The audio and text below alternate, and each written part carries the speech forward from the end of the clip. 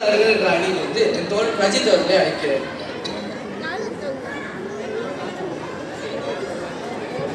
பட்டிமன்றத்தில் கலந்து கொள்ள வந்ததொரு அழைப்பு, போட்டிக்கு தரப்பட்டது நல்லதொரு தலைப்பு. அழைப்பில் மகிழ்ந்து தலைப்பை புரிந்து நான் என் பேச்சிலேயே தரப்போகிறேன் நல்லதொரு விருந்து.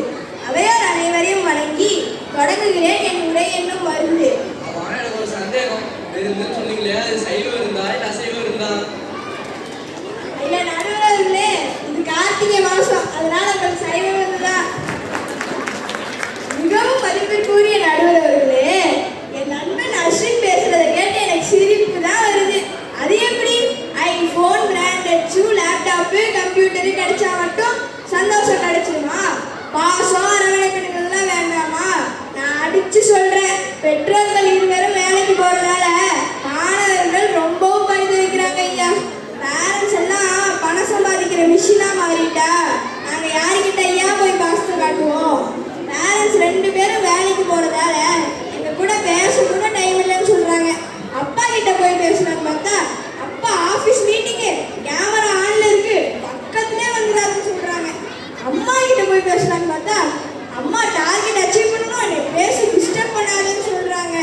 ஆமாங்க, இந்த காலத்துல ஒர்க் ஃப்ரம் ஹோம்ன்ற பேர்ல வீட்லயும் வேலையவே தான் பார்த்துட்டு இருக்காங்க. ஆமாங்க நடுவர்களே, சமயத்துல எங்க ஃபீலிங்ஸை கூட ஷேர் பண்ண முடியல. சரி, அட்லீஸ்ட் வார கடைசி நாளாவது வெளியே கூட்டிட்டு போகவான்னு கேட்டா இங்க போலாம் அங்க போலான்னு ஆசையை காட்டுவாங்க.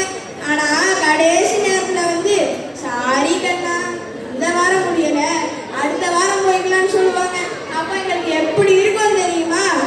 என் நண்பன் பேசும்போது நானே இந்திரன் நானே சந்திரன் பாட்டு பாடி சுதந்திரம் சொன்னாரே, இதுவா உங்க சுதந்திரம்? வீட்டுக்குள்ள கைதியா இருக்கிற மாதிரி இல்ல இருக்கு.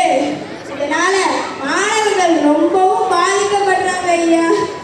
ஐபோன் வாங்குற அளவுக்கு உங்ககிட்ட பணம் இருந்தா கூட அந்த ஐபோன்ல பேசுறதுக்கே பக்கத்துல அம்மா அப்பா இல்லைன்னா அந்த ஐபோனுக்கு என்னங்கய்யா பிரயோஜனம்?